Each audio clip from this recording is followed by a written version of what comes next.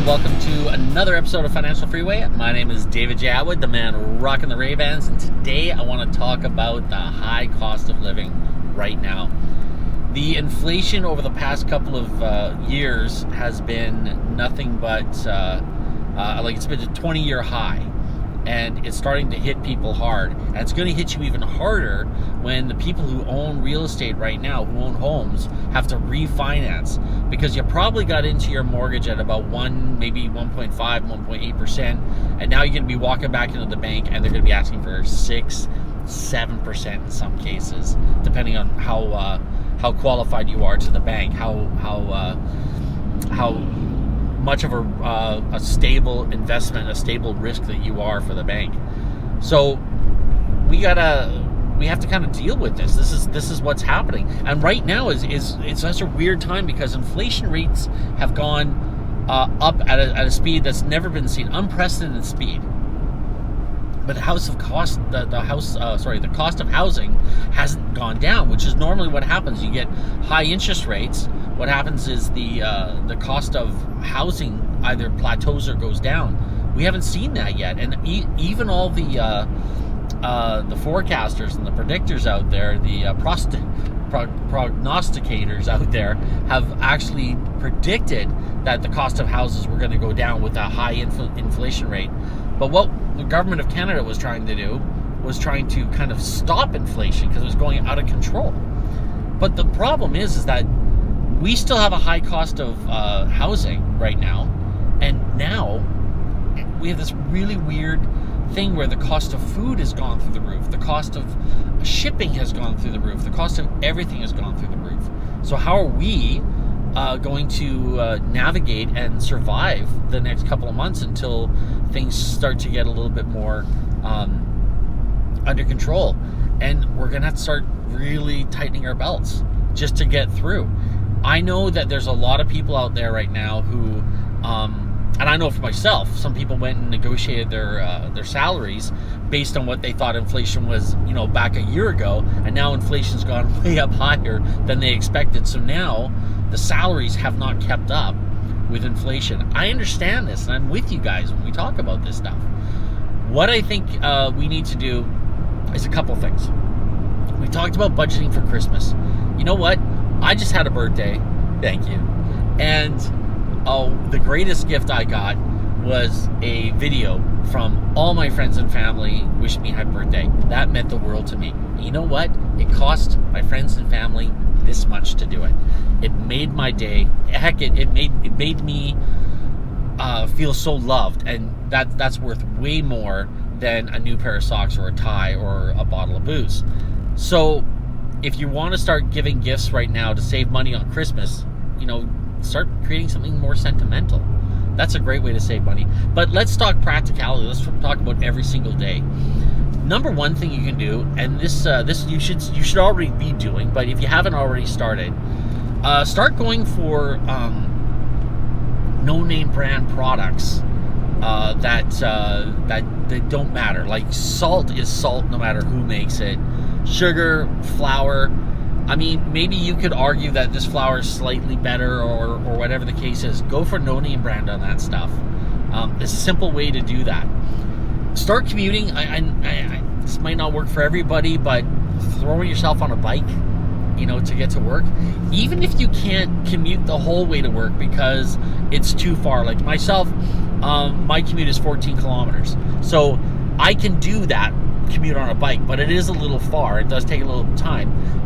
But what I have done in the past is go halfway, throw the bike in the back, throw halfway, and then bike the rest of the way. This allows me to escape all the rush hour traffic and get to a point where the traffic's a little thinner, a little bit quicker, or sometimes at the same pace, but I'm saving a ton of gas. Because right now, gas is costing me about $100 a week. And if you start thinking about that, that's $5,200 a year. $5,200 a year. You divide that in half because you could cut your commute in half, and you're saving yourself $2,200 like that. Just little things like that do make a difference. And it's, I don't want to be one of those people who say, be penny wise, pound foolish, but saving the pennies does really actually help. But again, when it comes to budgeting and living within your means, it's going to be a little bit harder right now with what's going on with the cost of food. The cost of food is so expensive. But again, as I said before, one of the ways to combat that is honestly skip the dishes. And I know it's gonna be a little counterintuitive because I tell everyone to get a skip the dishes job as a side gig. But if you skip the dishes, you cut out the canned food, the Insta meals, the frozen pizzas. You start cutting that stuff, and you start learning to make your own food.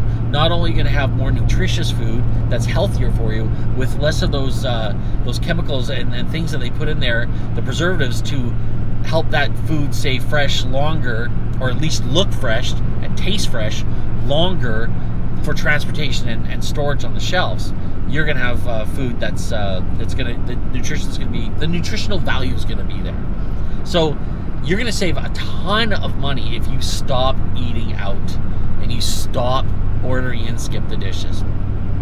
There are some people out there that are talking about how only brokies make their own food. Be a brokey for a while. It's okay.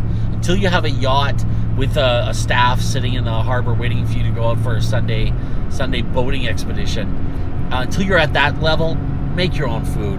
And not only that, but it saves money, it's more nutritious, and everyone loves a cook. So, another thing too that will really, and I'm horrible about this will really save you a lot of money. Stop speeding. Speeding eats so much money in your car. Stop speeding. Oh, and finally, if we're on the topic of automobiles, if you have a truck or a car that you got a loan on, sell it and get what I like to call a POS. Get one of those, get it to commute, get it to your back, get it to your wage or your income comes back to a level that kind of matches up where the cost of living is right now. These are just a couple of things that I could say, and they're not going to impact your life too much with regards to enjoyment and fulfillment. You might have to spend a little bit more time with food prep and meal planning, things like that, but at the end of the day, you're still going to be able to enjoy a really great life, and no one's going to know that you got off-brand salt. No one's going to care that you got no-name brand flour. Nobody's going to care. No one's going to know. So these are just a couple of things you can do to start putting the just staying ahead of the inflation rate. It's kind of hitting us all, and it's something that you just really want to kind of keep your eye on. Watch those pennies, because that's where your wealth is going to start to grow. Anyways, thanks so much for watching. Stop by checking out what I got. Make sure you subscribe if you haven't already.